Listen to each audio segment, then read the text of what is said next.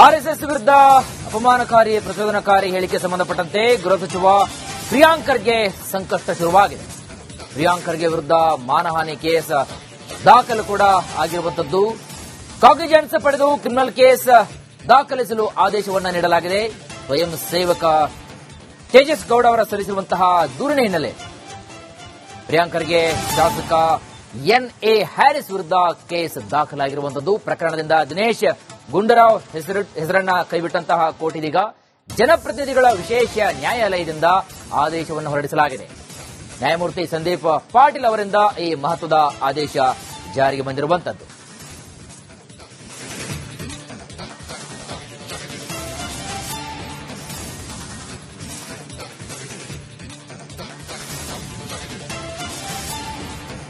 ಪ್ರಿಯಾಂಕಾ ಖರ್ಗೆ ಇದೀಗ ಮಾನಹಾನಿ ಕೇಸ್ ವಿಚಾರಕ್ಕೆ ಸಂಬಂಧಪಟ್ಟಂತೆ ಕಾಗ್ನಿಜೆನ್ಸ್ ಪಡೆದು ಕ್ರಿಮಿನಲ್ ಕೇಸನ್ನು ದಾಖಲಿಸಲು ಆದೇಶವನ್ನು ಹೊರಡಿಸಲಾಗಿದೆ. ಸ್ವಯಂ ಸೇವಕ ತೇಜಸ್ ಗೌಡ ಸಲ್ಲಿಸಿರುವಂತಹ ದೂರಿನ ಆಧಾರದ ಮೇಲೆ ಪ್ರಿಯಾಂಕ್ ಖರ್ಗೆ ಶಾಸಕ ಎನ್ಎ ಹ್ಯಾರಿಸ್ ವಿರುದ್ಧ ಕೇಸ್ ಈಗ ದಾಖಲಾಗಿರುವಂತದ್ದು.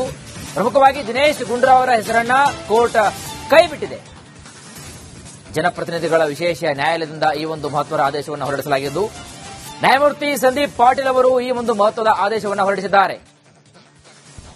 ಈ ಹಿಂದೆ ಪ್ರಿಯಾಂಕ್ ಖರ್ಗೆ ಅವರು ಸತತವಾಗಿ ಆರ್ಎಸ್ಎಸ್ ವಿರುದ್ಧವಾಗಿ ವಾಗ್ದಾಳಿಯನ್ನ ಮಾಡಿದ್ರು. ನೋಡಿ, ಅಕೌಂಟಬಿಲಿಟಿ ಕೊಡಿ, ನಮಗೆ ಲೆಕ್ಕಪತ್ರದ ಎಲ್ಲ ಪಟ್ಟಿಯನ್ನ ಕೊಡಿ, ಹೇಗೆ ಖರ್ಚಾಗ್ತಾ ಇದೆ, ಇನ್ಪುಟ್ ಔಟ್ಪುಟ್ ಬಗ್ಗೆ ಪ್ರತಿಯೊಂದು ವಿವರವನ್ನ ಕೊಡಿ, ನಾವು ನಿಮಗೆ ಸಂವಿಧಾನದ ಅಡಿಯಲ್ಲಿ ಕೇಳ್ತಾ ಇದ್ದೀವಿ. ಇದ್ರ ಜೊತೆಗೆ ಸಾಕಷ್ಟು ಒಂದು ವಾಗ್ದಾಳಿಯನ್ನ ಮಾಡ್ತಾ ಇದ್ರು. ಆ ಎಲ್ಲದರ ನಡುವೆ ಇದೀಗ ಆರ್ಎಸ್ಎಸ್ ವಿರುದ್ಧ ಅಪಮಾನಕಾರಿ ಹಾಗೂ ಪ್ರಚೋದನಕಾರಿ ಹೇಳಿಕೆಯನ್ನ ನೀಡಿರುವಂತಹ ಹಿನ್ನೆಲೆಯಲ್ಲಿ ಗೃಹ ಸಚಿವ ಪ್ರಿಯಾಂಕ್ ಖರ್ಗೆ ಇದೀಗ ಸಂಕಷ್ಟ ಸಿಲುಕಿರುವಂತದ್ದು.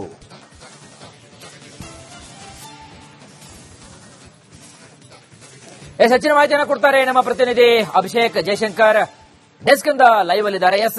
ಅಭಿಷೇಕ್, ನಾವು ನೋಡ್ತಾ ಇದ್ದೀವಿ ಈಗ ಸದ್ಯಕ್ಕೆ ನಿರಂತರವಾಗಿ ಆರ್ಎಸ್ಎಸ್ ವಿರುದ್ಧವಾಗಿ ವಾಗ್ದಾಳಿ ಮಾಡ್ತಿರುವಂತಹ ಗೃಹ ಸಚಿವ ಪ್ರಿಯಾಂಕ್ ಖರ್ಗೆ ಇದೀಗ ಅವರಿಗೆ ಸಂಕಷ್ಟ ಎದುರಾಗಿದ್ದು, ಅವರ ವಿರುದ್ಧ ಇದೀಗ ಕೇಸನ್ನು ದಾಖಲಿಸಿ ಕೂಡ ಕೋರ್ಟ್ ಆದೇಶವನ್ನು ನೀಡಿದೆ. ತೇಜಸ್ ಗೌಡ ಅವರು ಸಲ್ಲಿಸಿರುವಂತಹ ದೂರಿನ ಮೇರೆಗೆ ಸದ್ಯದ ಮಟ್ಟಿಗೆ ಏನೆಲ್ಲ ಮಾಹಿತಿ ಲಭ್ಯವಾಗ್ತಾ ಇದೆ ಅಭಿಷೇಕ್? ಈ ಹಿಂದೆಯೂ ಕೂಡ ತೇಜಸ್ ಗೌಡ ಅವರು ಒಂದು ರಿಟ್ ಪಿಟಿಷನ್ ಅನ್ನು ಹಾಕಿದ್ರು.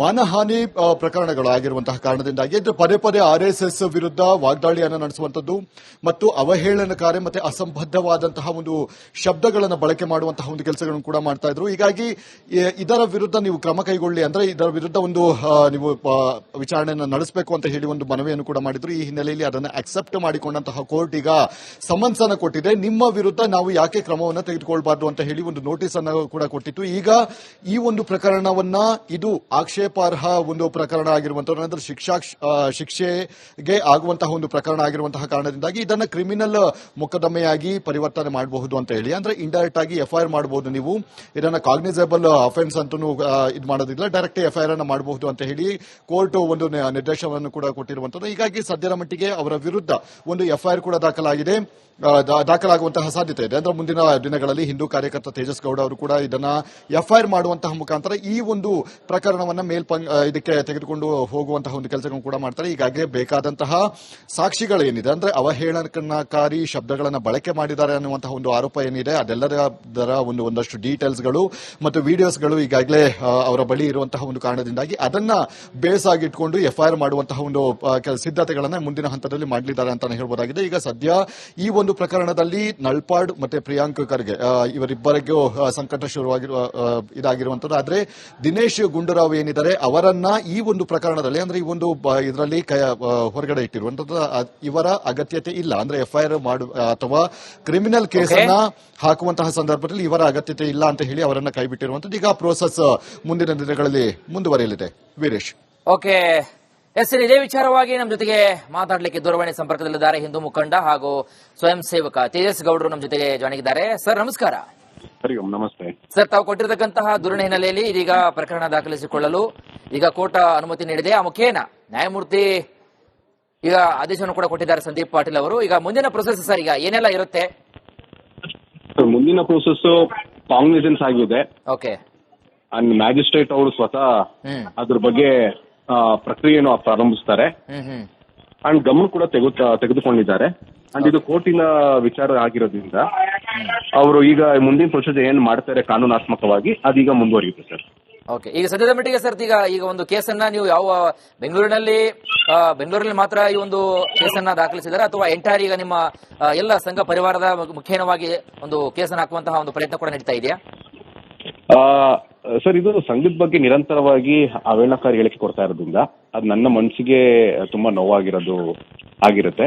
ಹಾಗಾಗಿ ಈ ವಿಚಾರವಾಗಿ ನಾನು ಕಾನೂನಾತ್ಮಕವಾಗಿ ಹೋರಾಟ ಮಾಡಬೇಕು ಅಂತ ದೃಷ್ಟಿಯಿಂದ ನಾನು ನಮ್ಮ ವಕೀಲರನ್ನ ಭೇಟಿಯಾಗಿ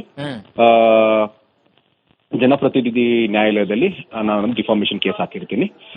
ಅದನ್ನ ಹೋದ್ ವರ್ಷ ಹಾಕಿದಂತ ಪ್ರಕರಣ ಕೇಸ್ ದೂರು ದಾಖಲು ಮಾಡಿರ್ತೀನಿ ನಮ್ಮ ಅಡ್ವೊಕೇಟ್ ಮುಖಾಂತರ. ಈಗ ಅದು ಕಾಗ್ನೈಸ್ ಆಗಿದೆ. ಇನ್ನು ಮುಂದೆ ನಡೆಯುವಂತ ಎಲ್ಲ ಕಾನೂನು ಪ್ರಕ್ರಿಯೆ ಈಗ ಶುರು ಆಗುತ್ತೆ ಸರ್. ಕಾನೂನಿಗಿಂತ ದೊಡ್ಡವ್ರು ಯಾರು ಅಲ್ಲ.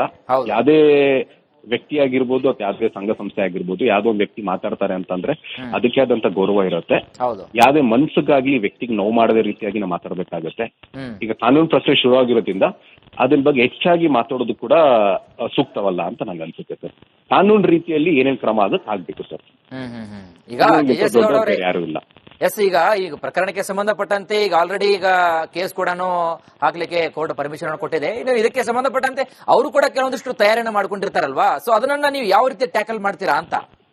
ಸರ್, ಅವ್ರು ಏನೇನು ತಯಾರು ಮಾಡ್ಕೊಂಡಿರ್ತಾರೆ ಅವ್ರು ಅದು ಮಾಡ್ಕೊಳ್ಳುವಂತ ಸ್ವಾತಂತ್ರ್ಯ ಅವ್ರಿಗಿದೆ. ಅಂಡ್ ನಾವು ಕೋರ್ಟಲ್ಲಿ ಏನ್ ಮಾಡಬೇಕು ಅದು ನಮ್ಮ ವಕೀಲರ ತಂಡದಿಂದ ಅದು ಆಗುತ್ತೆ. ಪ್ರತಿಯೊಂದು ಕೂಡ ಕಾನೂನು ಚೌಕಟ್ಟಿನಲ್ಲೇ ನಾವು ಮಾಡುವಂಥದ್ದು. ಕಾನೂನು ಚೌಕಟ್ಟು ಮೀರಿ ಯಾವುದೇ ರೀತಿಯಾದಂತ ನಾವು ಮಾಡೋದಕ್ಕೆ ಹೋಗೋದಿಲ್ಲ. ಏನೇನ್ ಆಗುತ್ತೆ ಎಲ್ಲವನ್ನು ಕೂಡ ನಾವು ಫೇಸ್ ಮಾಡ್ತೀರಿ. ಕಾನೂನಿದೆ, ಕಾನೂನು ಅಡಿಯಲ್ಲಿ ಏನೇನು ನಾವು ಫೇಸ್ ಮಾಡಬೇಕು ಅದನ್ನೆಲ್ಲ ಕೂಡ ಫೇಸ್ ಮಾಡ್ತೀರಿ. ಯಾವ್ದು ಕೂಡ ತಲೆ ಕೆಡಿಸ್ಕೊಂಡು ಹೋಗೋದಿಲ್ಲ. ಅಂದ್ರೆ ಈಗ ಸದ್ಯದ ಮಟ್ಟಿಗೆ ತಾವು ಬೆಂಗಳೂರಲ್ಲಿ ಮಾತ್ರ ಈಗ ಈ ಕೇಸನ್ನ ನಡೆಸುವಂತಹ ಪ್ರಯತ್ನವನ್ನು ತಾವು ಮಾಡ್ತಾ ಇದ್ದೀರಿ? ಹೌದು, ನಮ್ಮ ಅಡ್ವೊಕೇಟ್ ಮುಖಾಂತರ, ನಮ್ಮ ಅಡ್ವೊಕೇಟ್ ಏನ್ ಸೂಚನೆ ಕೊಟ್ಟಿದ್ದಾರೆ ಅದನ್ನ ಮುಖಾಂತರ ಪಾಲನೆ ಮಾಡ್ತಾ ಇದ್ದೀವಿ. ಓಕೆ, ಈಗ ಅದೇ ರೀತಿ ಕಾಂಗ್ರೆಸ್ನ ಕೆಲವೊಂದಿಷ್ಟು ನಾಯಕರು ಈ ವಿಚಾರವಾಗಿ ತಮ್ಮನ್ನ ಸಂಪರ್ಕಿಸುವಂತ ಪ್ರಯತ್ನ ಏನಾದ್ರು ಮಾಡಿದಾರ ಸರ್? ಖಂಡಿತ ಇಲ್ಲ ಸರ್. ಸಂಪರ್ಕ ಮಾಡಿದ್ರು ಕೂಡ ಇದು ಕಾನೂನು ಪ್ರಕ್ರಿಯೆ ಸ್ಟಾರ್ಟ್ ಆಗಿರೋದ್ರಿಂದ ಯಾರೂ ಸಂಪರ್ಕ ಮಾಡೋ ಅವಶ್ಯಕತೆ ಇಲ್ಲ ಸರ್. ಕಾನೂನಿಗಿಂತ ದೊಡ್ಡವ್ರು ಯಾರು ಇಲ್ದಿರೋ ಕಾರಣ ಕಾನೂನಲ್ಲಿ ಏನೇನು ಕ್ರಮ ಆಗುತ್ತೆ ಅದಾಗ್ಲೇಬೇಕಾಗತ್ತೆ. ಏನಕ್ಕೆ ಅಂತಂದ್ರೆ ಸುಖ ಸುಮ್ಮನೆ ಈ ತರ ಇಲ್ಲ ಸಲ್ಲದ ಆರೋಪ ಮಾಡ್ತಾ ಇರೋದ್ರಿಂದ ನನ್ನ ಮನಸ್ಸಿಗೆ ತುಂಬಾ ನೋವಾಗಿದೆ. ಹಾಗಾಗಿ ನಾನು ಅದನ್ನ ಕೇಸ್ ಫೈಲ್ ಮಾಡಿದ್ದೀನಿ ಸರ್.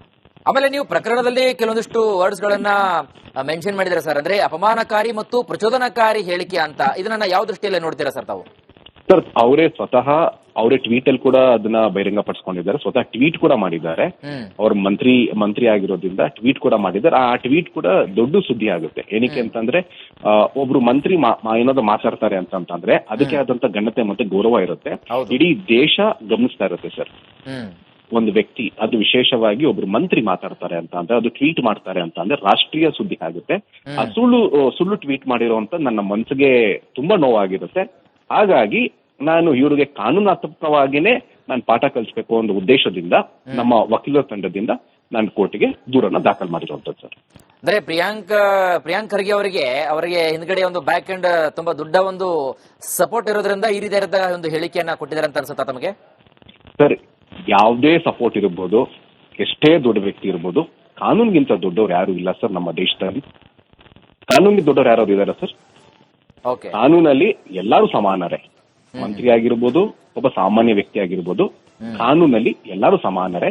ಹಾಗಾಗಿ ಕಾನೂನು ಮುಖಾಂತರನೇ ಅವ್ರಿಗೆ ಏನು ಶಿಕ್ಷೆ ಆಗುತ್ತೋ ಕಾನೂನು ಮುಖಾಂತರನೇ ಆಗ್ಲಿ ಅಂತ ಅಂದ್ಬಿಟ್ಟು ಕಾನೂನು ಮುಖಾಂತರ ನಾವು ಹೋರಾಟ ಸ್ಟಾರ್ಟ್